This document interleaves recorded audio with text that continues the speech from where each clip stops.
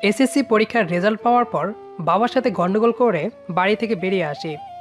কারণ ছিল বাবা আমাকে আর পড়াবে না, কারণ আমি পড়াশোনাতে ভালো ছিলাম না। আর ছোট বোন পড়াশোনাতে ভালো ছিল, তাই ওকে পড়াবে। এই জন্য বাবা আমাকে কাজ করার জন্য বলেছিল, কিন্তু আমার ইচ্ছা ছিল পড়াশোনা শেষ করব। তাই সেদিন বাড়ি থেকে বেরিয়ে আসি, অনেক দূরে চলে আসি, যাতে কেউ আমাকে খুঁজে না পায়। বাড়ি থেকে আসার সময় আমার প্রয়োজনীয় সব কাগজপত্র নিয়ে আসি, যাতে আমার পড়াশোনা চালিয়ে যেতে পারি। আমি খুলনাতে এসে একটা দোকানে কথা বলি আমাকে কাজে নেওয়ার জন্য। প্রথমে না কাজ দিলেও পরে সব শোনার পর তারা আমাকে কাজ দেয়। সারাদিন কাজ করলে আমাকে খেতে দিত, আর 50 টাকা দিত। টাকাটা আমি জমিয়ে রাখতাম, আর রাতে দোকানেই থাকতাম। এভাবে 1 বছর চলে যায়। 1 বছরে আমার হাতে বেশ টাকা জমা হয়। 1 বছর গ্যাপ দিয়ে আমি কলেজে ভর্তি হই। ইন্টারমিডিয়েট 1 বছর ক্লাস না করে পরীক্ষা দিই। রেজাল্ট মোটামুটি। আমার ইচ্ছা ছিল আমি ভালো একটা রেজাল্ট করব। আর 2 বছর দোকানে কাজ করে অনেক টাকা জমিয়ে রেখেছি। তাই ভাবলাম একটা ম্যাথস নিয়ে থাকি, তাহলে পড়াশোনা করতে পারবো, ক্লাস করতে পারবো, আর টিউশনি করে নিজের খরচ চালিয়ে নেব। ছাত্র হিসেবে খুব খারাপ না, আশা ছিল টিউশনি পাবো। প্রথমেই টিউশনি পেলাম ম্যাথস মালিক পাভেল কাকার ছোট মেয়ে, ক্লাস 1-এ পড়তো। সকালে ক্লাস করতাম, তারপর এসে দোকানে কাজ করতাম। তারপর বিকেলে নিজে প্রাইভেট পড়ে তন্নিকে পড়াতে যেতাম।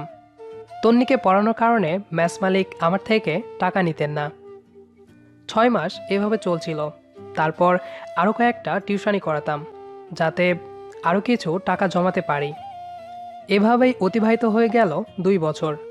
এখন আমি মোটামুটি বেশ সচ্ছল, বেশ কিছু টাকা জমিয়ে ফেলেছি। পড়াশোনা শেষ হলে নিজে একটা ব্যবসা শুরু করব। বাড়িতে ফিরে যাব না। খুব মনে পড়ে মা আর বোনের কথা, কিন্তু পাষাণ্ড বাবার কথা মনে হলে আর যেতে ইচ্ছে করে না। আজ তন্নির রেজাল্ট দিবে, তাই ওকে নিয়ে রেজাল্ট দেখতে গেলাম। রেজাল্ট দেখে কাঁদা শুরু করলো তন্নি। 1 মার্ক কম পাওয়ার জন্য রোল 2 হয়েছে। তবে সে কাঁদছে অন্য কারণে। পরীক্ষার সময় বলেছিলাম 1 রোল করতে পারলে 1 বক্স চকলেট কিনে দিব। তন্নিকে নিয়ে একটা বেঞ্চে বসলাম। কাঁদে না সোনা, এরপর থেকে আরো ভালো করে পড়বে, তাহলে তুমি প্রথম হবে। তাহলে আমাকে এক বক্স চকলেট দিতে হবে। হুম।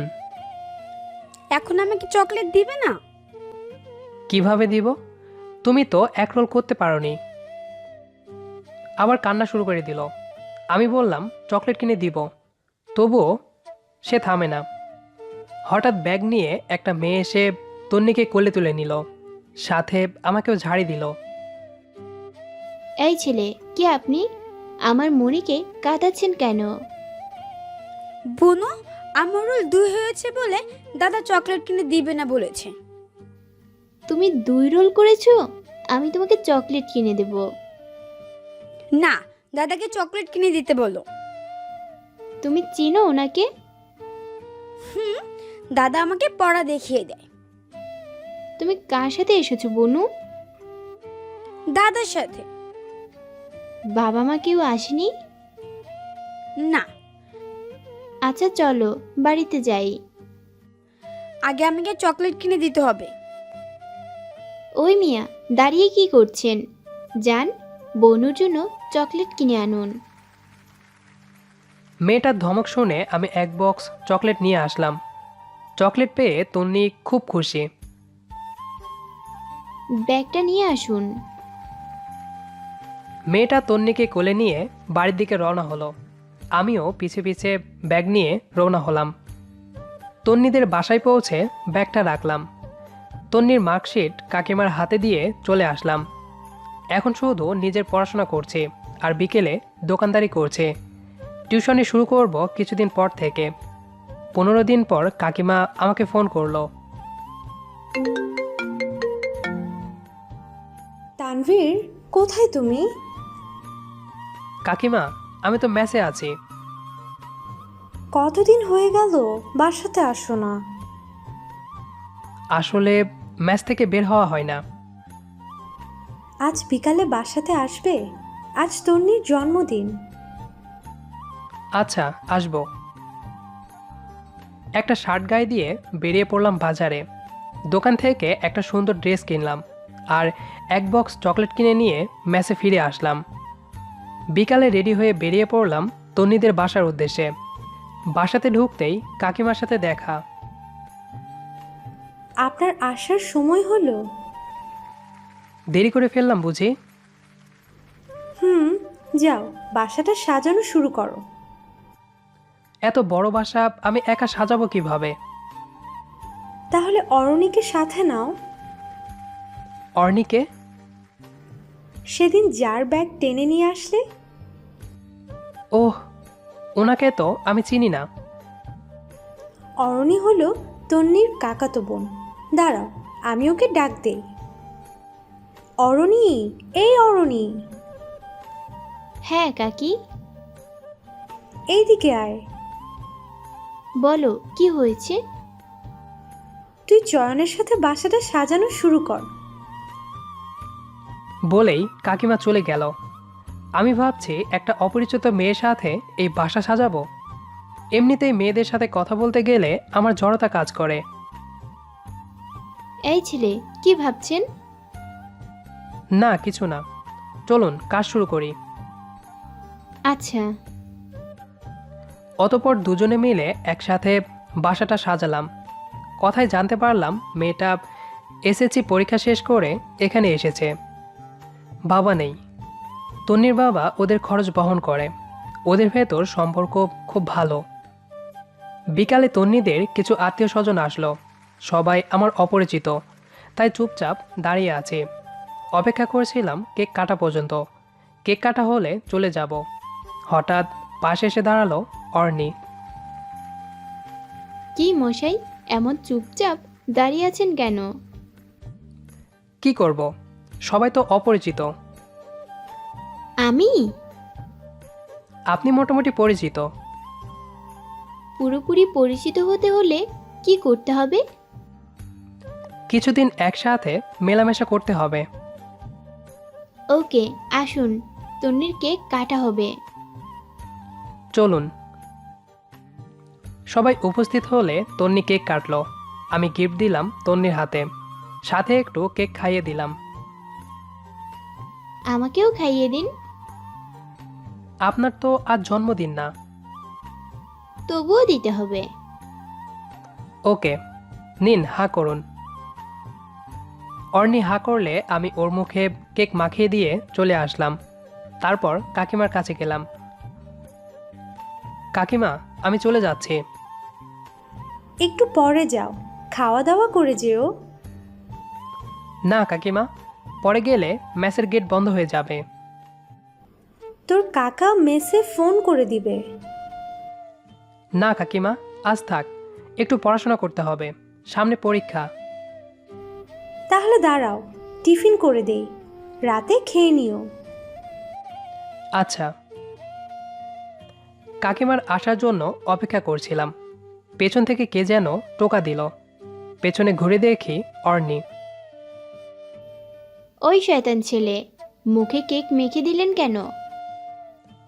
সরি, আমি বুঝতে পারিনি আপনি রাগ করবেন। আমি একটু মজা করছিলাম। আমি কখন বললাম রাগ করেছি? না, বলেননি, কথা শুনে মনে হলো। খুব ভালো, কাল আসবেন আবার? না। আবার কবে আসবেন? সঠিক কোনো সময় নেই, আসতেও পারি, নাও আসতে পারি। ওহ। তানভীর, এই নাও। আচ্ছা কাকিমা, আসি তাহলে। কাকিমাকে বলে বাসা থেকে বেরিয়ে আসলাম। মেসে ফিরে একটু পড়তে বসলাম। পড়া শেষ করে খাওয়া দাওয়া করে নিলাম। নিজের বেডে শুয়ে ভাবছি অর্নি মেয়েটার কথা। একদিনেই কেমন মায়াতে পড়ে গেছি। খুব মিশুক স্বভাবের। এইসব ভাবতে ভাবতে ঘুমিয়ে পড়লাম। সকালে ঘুম থেকে উঠে ম্যাচের সামনে ঘোরাঘুরি করছি। তন্নিকে ভেতরে আসতে দেখলাম। স্কুল ড্রেস পরে ব্যাগ ঘাড়ে করে আসছে। সোনামণি, তুমি এখানে? সাথে কেউ আসেনি? হ্যাঁ, দিদি এসেছে। তুমি চলো আমার সাথে। কোথায়? আমাকে স্কুলে দিয়ে আসবে। দিদি আছে তো তোমার সাথে। তাতে কি, তুমিও চলো। তুমি একটু দাঁড়াও, আমি আসছি। আচ্ছা। আমি রুমে এসে রেডি হলাম। তারপর তন্নিকে নিয়ে কলেজে গেলাম। তন্নি ওর ক্লাসে চলে গেল, আর অর্নি আমার সাথে দাঁড়িয়ে রইল। মহাশয় চলেন, আমরা একটু ঘুরে আসি। চলুন। আমরা দুজন সামনে হাঁটতে লাগলাম। আপনার বাড়ি কোথায়? আমার বাড়ি আছে, আবার নেই। মানে? আপনাকে বুঝতে হবে না। না, আমাকে বুঝিয়ে বলেন। ওকে, সবটা বললাম অর্নিকে। খুব কষ্ট করেছেন আপনি। সামনে অবশ্যই ভালো কিছু অপেক্ষা করছে আপনার জন্য। হয়তো। আচ্ছা, প্রেম টেম করেন? না, ওইসব নিয়ে ভাবার সময় নেই। সব সময় নিজের ক্যারিয়ার নিয়ে ভাবি। এত ভাবলে পাগল হয়ে যাবেন। হলে হব। আচ্ছা, নাম্বার পেতে পারি? কিন্তু কেন নাম্বার নেবেন সেটা বলতে হবে। বন্ধু হিসেবে? ওকে। অতপর নাম্বার আদান প্রদান করে আবার তন্নির স্কুলে চলে আসলাম। তন্নিকে নিয়ে ফিরে আসলাম। এরপর থেকে আমার আর অর্নির কথা বলা শুরু হয়। মাঝে মাঝেই অর্নি আসতো তন্নিদের বাসায়। আমরা দুজন তখন দেখা করতাম। এর মাঝে পরীক্ষা শেষ করে আমি অনার্স ভর্তি হলাম। ইন্টারমিডিয়েট রেজাল্ট যা চেয়েছিলাম তার থেকে ভালো হয়েছিল। অনার্স প্রথম বর্ষ শেষ করে দ্বিতীয় বর্ষে উঠলাম। তার কয়েক মাস পর অর্নি যখন এইচএসসি পরীক্ষা শেষ করে তন্নিদের বাসায় আসলো, তখন আমরা আবার পার্কে মিট করলাম। পরীক্ষা কেমন হলো আপনার? হয়েছে মোটামুটি। মোটামুটি কেন? আমি কি তোমার মতো ভালো নাকি? আমি বুঝি ভালো ছিলাম? চেষ্টা করেছি তাই ভালো হয়েছে। আমিও চেষ্টা করেছি। ভাবছি তোমার সাথে আর কখনো কথা বলবো না। কেন, কি হয়েছে? এত কথা বললে তোমার প্রেমে পড়ে যাব। পড়লে পড়বে, তাতে কি সমস্যা? তুমি তো ছোট, আমাকে ধরে রাখতে পারবে না। আগে পড়ো, তারপর দেখবা পারি কি না। এখন পড়ব? হুম। অর্নির পাশ থেকে উঠে ওর সামনে হাঁটু গেড়ে বসলাম। তারপর ওর পা আমার হাঁটুর উপর রেখে পায়েল পরিয়ে দিলাম। অনেক আগে থেকেই এসব ভেবে রেখেছিলাম। আজ এজন্যই অর্নির সাথে পার্কে মিট করলাম। আমার রানী হবে? হুম।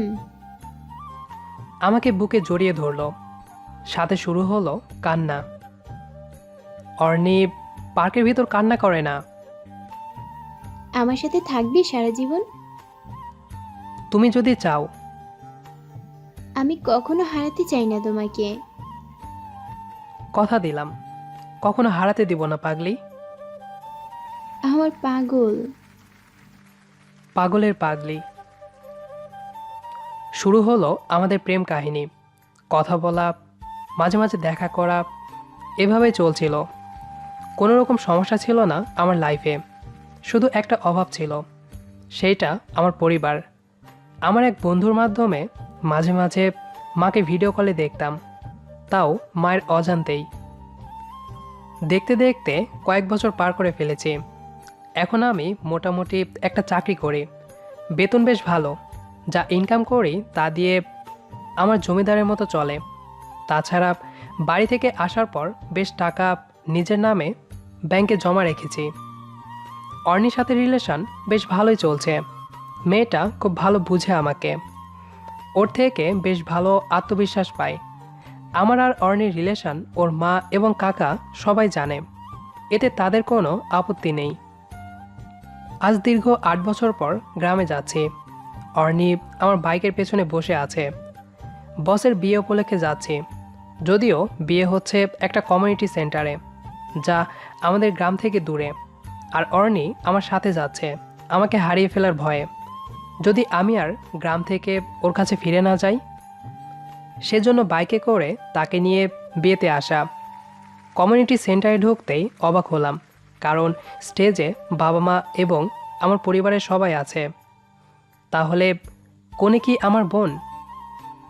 এসব ভেবেই আমি একটু আড়ালে লুকিয়ে সব দেখছিলাম, কিন্তু অর্নির কারণে পারলাম না।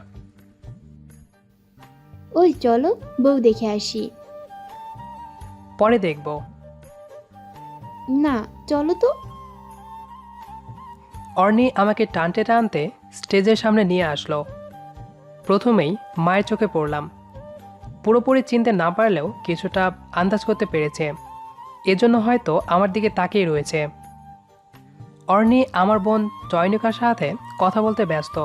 আমি চুপচাপ দাঁড়িয়ে আছি। আমি এখান থেকে চলে যাওয়ার জন্য অর্নিকে ডাক দিলাম। অর্নি, এদিকে আসো। আসছি, দাঁড়াও। আমার কথা শুনে বোন এবার আমার দিকে তাকালো। মা আমার কাছে আসলো। আমি চুপচাপ দাঁড়িয়ে রইলাম। এখনো মায়ের সাথে কথা বলবি না? এবার আর পারলাম না। মাকে জড়িয়ে ধরে কেঁদে ফেললাম। বোনে এসে আমাকে জড়িয়ে ধরে কেঁদে ফেলল। উপস্থিত সবাই একটু জিজ্ঞাসা দৃষ্টিতে তাকিয়ে আছে। বাবা সবাইকে বললেন যে আমি তার ছেলে। আমাকে বুকে জড়িয়ে ধরল। আমার পাশে একটু ভয়ার্থ দৃষ্টিতে তাকিয়ে আছে অর্নি। অর্নি, এখানে আসো। হুম। মেয়েটা কে রে? মা, আমরা একে অপরকে ভালোবাসি। তাই? তাহলে তো তোদের বিয়ের ব্যবস্থা করতে হয়। এই যে মা, আমার কাছে আসো। জি। আমার ছেলেটাকে ভালোবাসো? অর্নি লজ্জায় মুখ নামিয়ে নিল। লজ্জা পেতে হবে না, এইবার আমার ছেলেটার বিয়েটাও দিতে হবে। অর্নি আমার দিকে তাকিয়ে চোখ টিপ দিল। অতঃপর আমি সব কিছু ফিরে পেলাম। আমার পরিবার, ভালোবাসা, ক্যারিয়ার, এখন সব কিছু আমার আছে, যেমন আমি চেয়েছিলাম। শুধু অপেক্ষা একটা সুখের সংসার গড়ে তোলার, যেখানে কোনো কিছুর অভাব থাকবে না। গল্পটি আপনাদের কাছে কেমন লেগেছে সেটি অবশ্যই কমেন্ট করে জানাবেন।